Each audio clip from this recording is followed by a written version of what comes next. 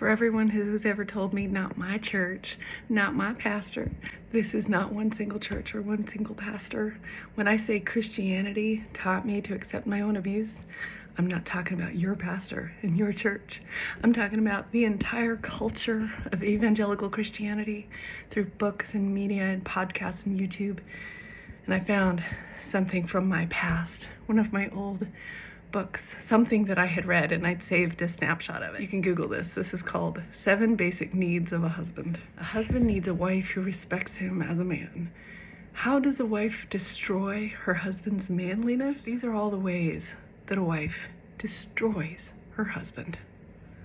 This is what was pushed on me and what was in my head. 20 years of marriage. By expecting him to know what protection you need. Physical, spiritual, mental, emotional. Tell your husband how he can protect you. Done. Tried that. By being financially independent. Love is killed by self-sufficiency, they say. Whoever controls the money controls the leadership. Center your work and your ministry in your home. This is the message. Do not try to do anything outside your home. Don't try to make your own money. Don't try to be self-sufficient because you are destroying your husband's manliness. C, by giving greater loyalty to outside leadership.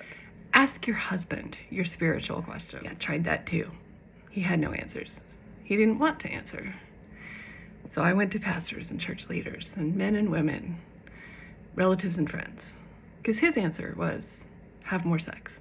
D, by resisting his decisions in your spirit. A wife's spirit controls her husband's ambitions. To be on your very nicest behavior, ladies, because your husband has no ambition unless you have a good spirit driving him. E, by resisting his physical affection. This is the unspoken crushing of a man's spirit. I don't want to crush my man's spirit. A wife's godliness is a powerful guard against her husband's abuse of her. A wife's godliness is a powerful guard against her husband's abuse of her. They cite 1 Peter 3:1. Let's look that up. Wives, in the same way, submit yourselves to your own husbands, so that if any of them do not believe the word, they may be won over without words by the behavior of their wives. So when your husband is behaving unbiblically, you can influence him by behaving biblically. You can keep your husband from abusing you if you're really good to him. Yeah, I really believed it. Okay, the last way you can destroy your husband's manliness is by taking matters into your own hands. When a wife intrudes into one responsibility, her husband often surrenders other responsibilities as well. I did not know this. Do you mean men are weak?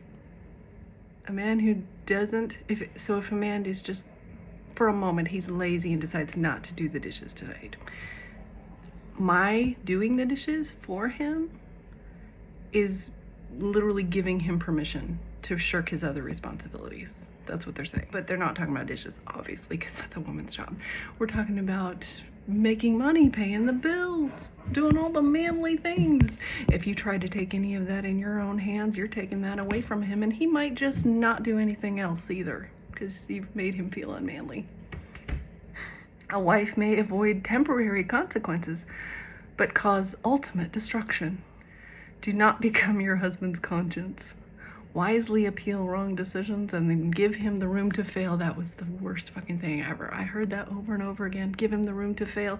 Even abuse was his room to fail. If he's going to fail, that's on him. They always said that, right? It's on him if he fails, but it never was. It's always, always on the wife. When he fails, it's, oh, but what did she do? Did she respect him? Or did she destroy his manliness?